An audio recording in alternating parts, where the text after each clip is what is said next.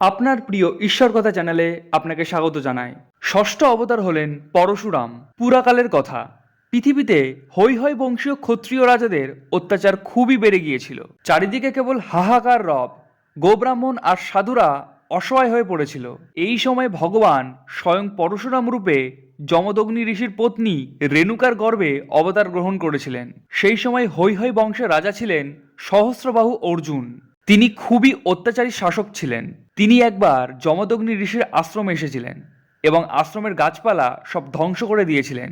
যাওয়ার সময় ঋষির গরুও লুণ্ঠন করেছিলেন। তার এই দুষ্কর্মের সংবাদ জানতে পেরে পরশুরাম সহস্রবাহু অর্জুনকে বধ করেন। সহস্রবাহুর মৃত্যুর পর তার 10,000 ছেলে ভয়ে পালিয়ে যায়। সহস্রবাহু অর্জুনের যেসব ছেলে পরশুরামের কাছে পরাজিত হয়ে পালিয়ে গিয়েছিল, তারা তাদের বাবার মৃত্যুর কথা ভুলতে পারেনি। এক মুহূর্তের জন্যও তাদের মনে শান্তি ছিল না।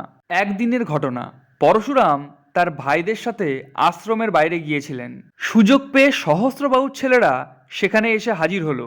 মহর্ষি যমদগ্নিকে একলা পেয়ে সেই পাপিষ্ঠরা তাকে হত্যা করল।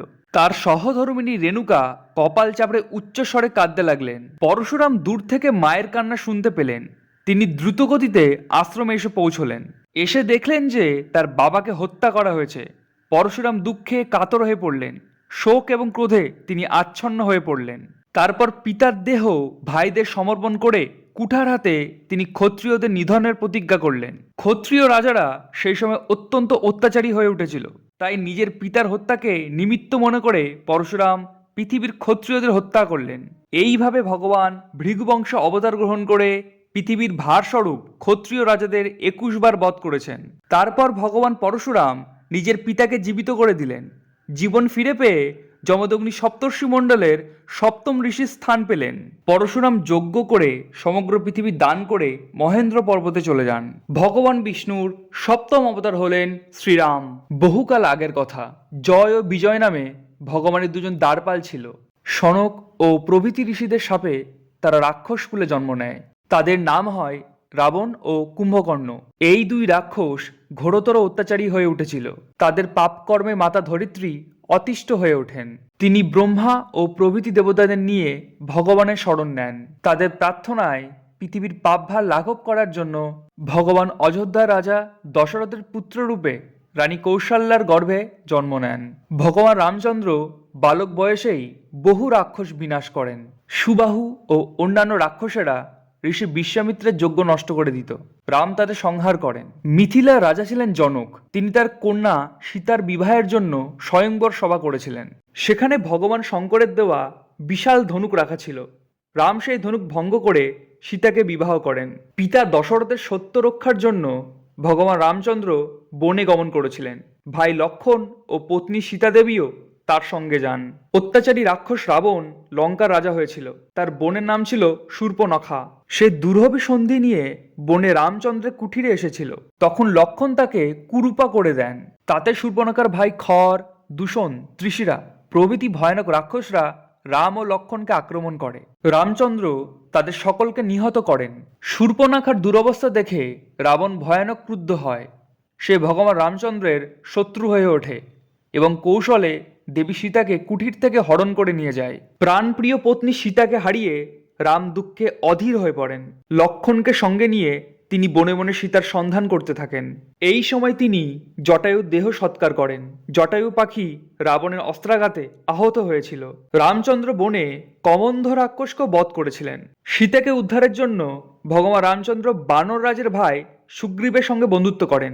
পরে তিনি বানররাজ বালিকে বধ করেন। সুগ্রীবের প্রধান অনুচর হনুমানজি সীতাদেবীর সন্ধানে লঙ্কায় যান। সেখানে তিনি অনেক রাক্ষস সংহার করেন এবং বন্দিনী মা সীতার সঙ্গে দেখা করেন। পরে লঙ্কা দহন করে দেবী সীতার অভিজ্ঞান নিয়ে এসে রামকে দেন। সীতার সন্ধান পেয়ে রাম অসংখ্য বানর সেনা নিয়ে সমুদ্র তটে উপস্থিত হন। বানর সেনাদের সাহায্যে রাম সমুদ্রে সেতু নির্মাণ করেন। রাবণের ভাই ধার্মিক বিভীষণ ছিলেন ভগবান রামের পরম ভক্ত। তার সাহায্যে সুগ্রীব, নীল, নল, হনুমান প্রভৃতি বীর এবং অসংখ্য বানর সেনা নিয়ে রাম লঙ্কায় উপস্থিত হন। সেখানে রাম ও রাবণের ঘোরতর যুদ্ধ হয়। যুদ্ধে রাবণ সব অংশে নিহত হয়। ধরিত্রী পাপীর ভার মুক্ত হন। দেবী সীতাকে উদ্ধারের পরে ভগবান রামচন্দ্র ভক্ত বিভীষণকে লঙ্কার রাজা করেন। পরে লক্ষ্মণ ও সীতাকে নিয়ে অযোধ্যায় ফিরে এসে রামরাজ্য প্রতিষ্ঠা করেন। নররূপী ভগবান রামচন্দ্র মানুষকে প্রেম, বিনয়, সদাচার এবং মাতাপিতা ও গুরুর প্রতি শ্রদ্ধা এবং ভালোবাসার শিক্ষা দিয়েছেন। ভগবান শ্রী বিষ্ণুর 10 অবতারের প্রথম 5টি অবতারের ভিডিও যদি এখনও না দেখে থাকেন তবে অবশ্যই দেখুন, অনেক অজানা তথ্য জানতে পারবেন। ডেসক্রিপশন বক্সে লিঙ্কটি দেওয়া রইল। অষ্টম অবতার হলেন শ্রীকৃষ্ণ। শূরসেন নামে একজন রাজা ছিলেন। শূরসেনের ছেলে বসুদেব বিয়ে করে স্ত্রী দেবকীকে নিয়ে বাড়ি যাওয়ার জন্য রথে উঠলেন। উগ্রসেনের ছেলের নাম ছিল কংস। নিজের খুড়তুতো বোন দেবকীকে খুশি করার জন্য কংস নিজেই রথ চালাতে লাগলো। কংস যখন রথ চালাচ্ছিল সেই সময় দৈববাণী হলো, আরে মূর্খ, তুই যাকে রথে বসে নিয়ে যাচ্ছিস তার অষ্টম গর্ভের সন্তান তোকে বধ করবে। কংস বড় পাপী ছিল। দৈববাণী শুনেই কংস দেবকীকে হত্যা করতে উদ্যত হলো। শেষ পর্যন্ত বসুদেব কংসের কাছে প্রতিজ্ঞা করলো যে দেবকীর প্রতিটি সন্তান তিনি কংসের হাতে সমর্পণ করবেন। এইভাবে দেবকীকে তিনি রক্ষা করেন। কংস দেবকী ও বসুদেবকে কারাবন্দী করে রাখলো। তাদের যখন সন্তান জন্মাতে লাগলো তখন কংস তাদের প্রত্যেককে হত্যা করলো। কিন্তু ভগবানের ইচ্ছার বিরুদ্ধে কে আর দাঁড়াতে পারে? অবশেষে সেই নির্দিষ্ট সময় এলো। দেবকীর পুত্র রূপে জগতের ত্রাণকর্তা নারায়ণ শ্রীকৃষ্ণের রূপ নিয়ে অবতীর্ণ হলেন। ভগবান জন্ম নেওয়ার সঙ্গে সঙ্গেই যোগমায়ার প্রভাবে কারাগারে দরজা খুলে গেল। বসুদেব শিশু কৃষ্ণকে একটি কুলোর মধ্যে শুইয়ে গোকুলে রওনা হলেন। পথে যমুনা নদী প্রভুর চরণ স্পর্শের জন্য ব্যাকুল হয়ে পড়ল। অন্তর্যামী প্রভু যমুনার মনের কথা বুঝলেন। তিনি জলে নিজের চরণের স্পর্শ দিয়ে যমুনার মনোবাঞ্ছা পূরণ করলেন। বসুদেব নন্দ বাবার বাড়ি গিয়ে নিজের ছেলেকে যশোদার পাশে শুইয়ে দিলেন। যশোদার সদ্যজাত কন্যাকে নিয়ে তিনি কারাগারে ফিরে এলেন। শিশু শ্রী কৃষ্ণকে পেয়ে নন্দ ও যশোদার আনন্দের অবধি রইল না। যশোদার ছেলে হয়েছে এ খবর ছড়িয়ে পড়তে সমগ্র গোকুল আনন্দে মেতে উঠল। সেখানে ভগবান তার বাল্যলীলায় যশোদাকে নিত্য আনন্দে রাখতেন। তার বাঁশির সুরে সকলে মুগ্ধ হয়ে যেত। গোপীদের বাড়ি থেকে তিনি মাখন চুরি করতেন বলে তাকে মাখন চোর বলা হতো। শ্রীকৃষ্ণ বাল্যকালেই খেলার ছলে পুতনা, বকাসুর, তৃণাবর্ত প্রভৃতি রাক্ষস ও দানবদের বিনাশ করেছিলেন। তিনি এক আঙুলের ওপর গোবর্ধন পর্বত উঠিয়ে ইন্দ্রের অহংকার চূর্ণ করেছিলেন। একদিন ভগবান তার সঙ্গী সাথীদের নিয়ে বল খেলছিলেন। খেলতে খেলতে বলটি যমুনার জলে পড়ে গেল। বলটি তোলার জন্য শ্রীকৃষ্ণ যমুনায় লাফ দিলেন। সেখানে থাকতো কালীয় নামে এক বিষধর নাগ। ভগবান তাকে দমন করে তার ফণার ওপর নৃত্য করতে লাগলেন। ছোট বয়সেই ভগবান এই রকম অনেক লীলা করেন। কিছুকাল পরে শ্রীকৃষ্ণ অক্রূরের সাথে গোকুল থেকে মথুরায় আসেন। সেখানে তিনি নিজের পরম ভক্ত সুদামা ব্রাহ্মণ এবং কুঞ্জা ইত্যাদি প্রতি কৃপা করেন। তারপর ভগবান অত্যাচারী কংস ও প্রভৃতি অসুরদের সংহার করে নিজের পিতামাতাকে বন্দি দশা থেকে মুক্ত করেন। পরে তিনি কুরুক্ষেত্র নামক রণাঙ্গনে অর্জুনকে ধর্ম, কর্ম এবং শাশ্বত সত্যর উপদেশ প্রদান করেন। ভগবানের সেই অমর বাণী গীতার আকারে আজও মানুষের মঙ্গল করে যাচ্ছে। নবম অবতার হলেন বুদ্ধ। আজ থেকে প্রায় 2500 বছর আগেকার কথা। পৃথিবী তখন হিংসা হানাহানিতে জ্বলছিল। চতুর্দিকে ধর্মের নামে অবাধে পশুবধ হচ্ছিল। সেই সময় জীব হত্যা বন্ধ করার জন্য মায়াদেবীর গর্ভে ভগবান স্বয়ং বুদ্ধের রূপ ধরে অবতরণ করেন। তার পিতার নাম ছিল শুদ্ধোধন। তার রাজধানী ছিল কপিলাবস্তু। ভগবান বুদ্ধের শৈশবের নাম ছিল সিদ্ধার্থ। সিদ্ধার্থের জন্মের পরে তার মাতার মৃত্যু হয়।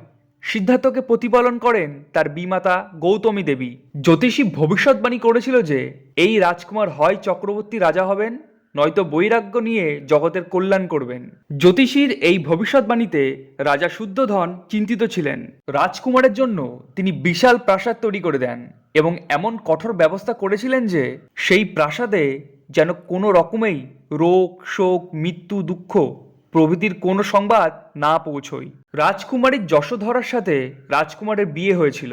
তাদের ছেলের নাম ছিল রাহুল। রাজকুমার সিদ্ধার্থ অতিশয় দয়ালু ছিলেন। তিনি একবার নগর ঘুরে দেখার জন্য পিতার কাছে আজ্ঞা প্রার্থনা করলেন। রাজ্যের মধ্যে এমন ব্যবস্থা হয়েছিল যে নগর ভ্রমণের সময় রাজকুমারের সামনে যেন কোনো দুঃখের দৃশ্য না পড়ে। কিন্তু ভবিতব্য যাবে কোথায়? নগর পর্যটনের সময় সিদ্ধার্থের নজর পড়ে এক বৃদ্ধের দিকে। দ্বিতীয়বার নগর ভ্রমণের সময় তার চোখে পড়ে এক রোগী। তৃতীয়বার তিনি দেখলেন একটি মৃতদেহ। এই দৃশ্যগুলি দেখে সংসারের সুখের প্রতি তার মনে বৈরাগ্য জন্মালো। সংসারের সুখের প্রতি বৈরাগ্য হওয়াতে সিদ্ধার্থ অমরত্বের অনুসন্ধানে প্রবৃত্ত হওয়ার সিদ্ধান্ত গ্রহণ করলেন। একদিন গভীর রাত্রে তিনি চুপিসারে রাজভবন থেকে বেরিয়ে পড়লেন। বনে গিয়ে তিনি কঠোর তপস্যায় প্রবৃত্ত হলেন। পরিণামে জ্ঞানবোধি প্রাপ্ত হয়ে তিনি সিদ্ধার্থ থেকে বুদ্ধ হলেন। ভগবান বুদ্ধ বলছেন, এই সংসার দুঃখময়। সংসারে ভোগ পদার্থ পাওয়ার তৃষ্ণায় দুঃখের কারণ। এই তৃষ্ণার সম্পূর্ণ বিনাশ হলে দুঃখের নিবৃত্তি হয়। আসক্তি, দেশ ও অহংকার ত্যাগ করতে পারলেই জীবের মুক্তি হয়। সত্য, নম্রতা, সদাচার, সদ্বিচার, সদ্গুণ, সদ্বুদ্ধি, উচ্চ লক্ষ্য ও উত্তম ধ্যান, মানুষের উন্নতির জন্য ভগবান বুদ্ধ এই ৮ সাধনের নির্দেশ দিয়েছেন। নানা স্থানে পরিভ্রমণ করে এইভাবে তিনি মানব ধর্মের বহুল প্রচার করেন। যজ্ঞে পশু হত্যা তিনি বন্ধ করেন। তিনি জীবের প্রতি প্রেম, অহিংসা ও সমভাবের অমর উপদেশ দিয়েছেন। যজ্ঞে পশু হত্যা তিনি বন্ধ করেন। তিনি জীবের প্রতি প্রেম, অহিংসা ও সমভাবের অমর উপদেশ দিয়েছেন। আজকের দিনেও ভগবান বুদ্ধের উপদেশ মানবজাতির পক্ষে খুবই কল্যাণকারী। ভগবান শ্রী বিষ্ণুর দশম অবতার হলেন কল্কি। আমাদের ধর্মশাস্ত্রে ভগবান কল্কিকে দশম অবতার বলা হয়।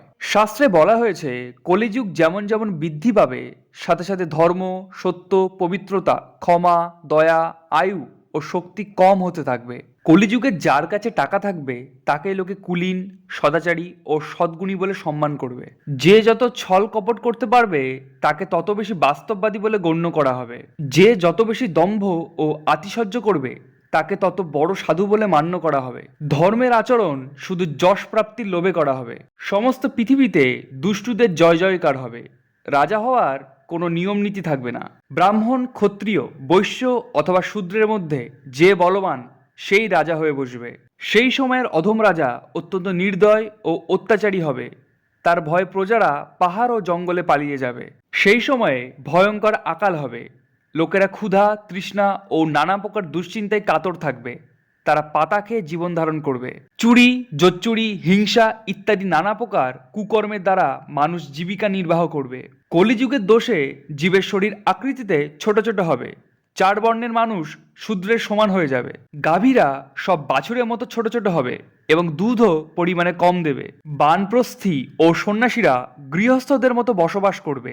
মানুষেরা সব ধর্মশাস্ত্র নিয়ে হাসি ঠাট্টা তামাশা করবে। বেদ পুরাণের নিন্দা করবে।